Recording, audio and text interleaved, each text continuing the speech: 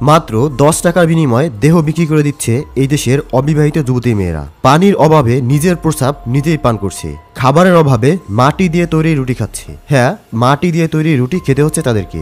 আজ আপনাদেরকে পৃথিবীর মধ্যে থাকা এমন একটি দেশ সম্পর্কে জানাবো যে দেশের মানুষ এতটাই দরিদ্র যে কোনো মানুষ যদি মারা যায় তাহলে সেই মানুষটিকে তৎক্ষণাৎ রান্না করে তার মাংস খেয়ে নেয়। দেশটির নাম হচ্ছে বুরুন্ডি। এখানে যদি কোনো মানুষ অসুস্থ হয়ে মারা যায় তাহলে তারা উৎসব পালন করে, কারণ মারা গেলেই তারা সেই লোকটির মাংস রান্না করে খেতে পারবে। আপনার গায়ের লোম দাঁড়িয়ে যাবে। আপনি অবাক হয়ে যাবেন যে এই দেশের মানুষ এমন কিছু করে যা আপনি হয়তো স্বপ্নেও ভাবেননি। তবে ভয় পাবেন না, অত্যাধিক ভয়ঙ্কর কিছু দেখাবো না। যতটুকু দেখলে আপনি সহ্য করতে পারবেন তাই দেখাবো। আপনার চিন্তার বাইরে এই দেশের মানুষ এমন এমন কিছু করে যা আপনি কখনো দুঃস্বপ্নেও ভাবেননি। Welcome to Burundi. চলুন শুরু করা যাক। তার আগে নতুন বন্ধুরা ভিডিওটিকে লাইক করে চ্যানেলটিকে সাবস্ক্রাইব করে রাখুন যাতে এই ধরনের ভিডিও সবার আগে পেয়ে যান। আফ্রিকার কেন্দ্রে যেখানে পূর্ব আফ্রিকা মিলেছে মিড আফ্রিকান জলরাশির সাথে, ঠিক সেখানেই বুরুন্ডি প্রজাতন্ত্র বা রিপাবলিক অব বুরুন্ডির অবস্থান। এটা আফ্রিকার একটি স্থল বিশিষ্ট ছোট আকারের দেশ। দেশটিতে পানি অথবা নদী নেই বললেই চলে। আরো গা হিম করে দেওয়ার মতো ব্যাপার হচ্ছে টিউবওয়েল অথবা নলকূপের সাহায্যে মাটির নিচ থেকে পানি উত্তোলন করার মতো সামর্থ্য এই দেশের অধিকাংশ মানুষেরই নেই।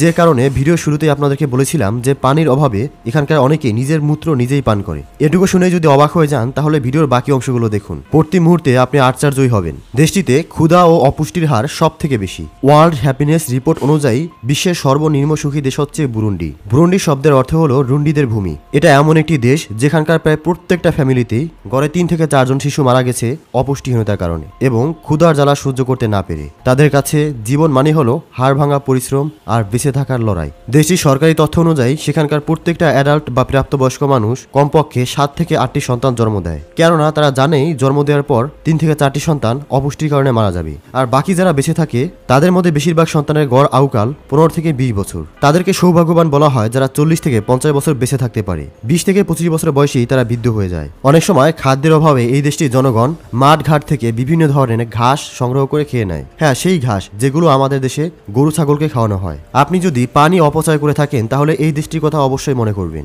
যেখানে 1 গ্লাস বিশুদ্ধ পানি পাওয়া স্বর্ণ পাওয়ার সমান।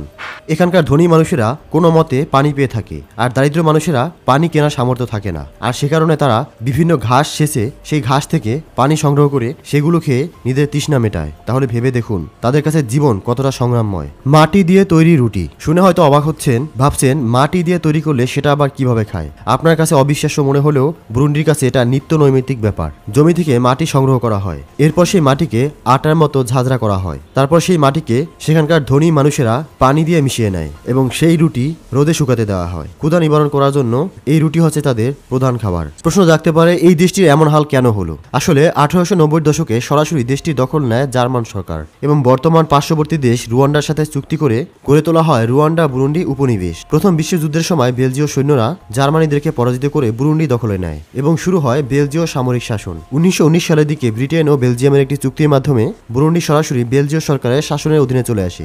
অবশেষে 1962 সালে বুরুন্ডি স্বাধীনতা লাভ করে রাজতন্ত্র গঠন করে। বুরুন্ডি সেই সমস্ত রাষ্ট্রগুলির মধ্যে একটি যেখানে ব্রিটিশরা কখনো আক্রমণ চালায়নি। বুরুন্ডির অর্থনীতি কৃষি নির্ভর।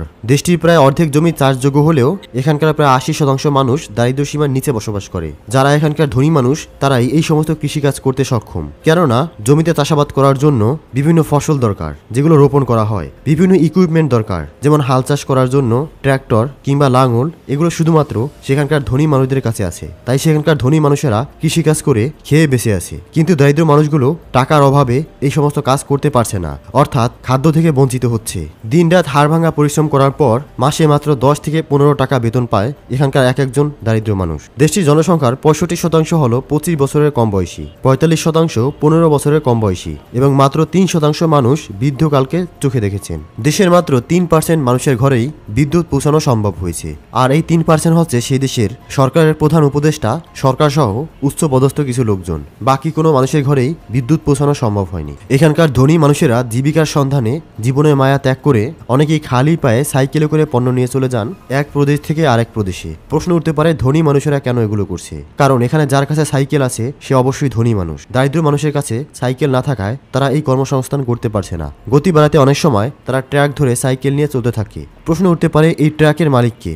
আপনাকে বলে রাখি, রাস্তাঘাটে যে সমস্ত ট্রাক বা বাস গাড়ি দেখতে পাচ্ছেন সবকিছুর মালিক সেই দেশের সরকার। এগুলো মূলত সেখানকার ধনীদেরকে ভাড়া দেওয়া হয়। আপনি জানলে অবাক হয়ে যাবেন, দেশটির এক প্রদেশ থেকে অন্য প্রদেশে যেতে হলে তাদেরকে খালি পায়ে হেঁটে যেতে হয়। যদি সেখানকার অনেক ধনী মানুষ হয় তাহলে তারা হয়তোবা সরকারি বাসে উঠে ভাড়া পরিশোধ করে এক প্রান্ত থেকে অন্য প্রান্তে যেতে পারে। আপনি চাইলে খুব সহজেই বাংলাদেশ অথবা ভারত থেকে এই দেশে ঘুরে আসতে পারেন, দেখে আসতে পারেন স্বচক্ষে এই দেশের বর্তমান অবস্থা। প্রিয় দর্শক, পরবর্তী ভিডিওতে আপনি কোন দেশ সম্পর্কে জানতে চান তা অবশ্যই কমেন্টসের মাধ্যমে লিখে জানাবেন। ধন্যবাদ।